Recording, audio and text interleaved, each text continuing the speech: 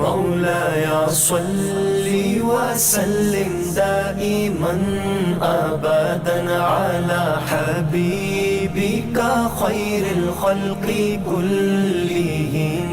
مولاي صل وسلم دائما أبدا على حبيبك خير الخلق كلهم. محمد سيد الكونين وثقلين. محمد سيد الكونين وثقلين والفريقين من غرب ومن عجم.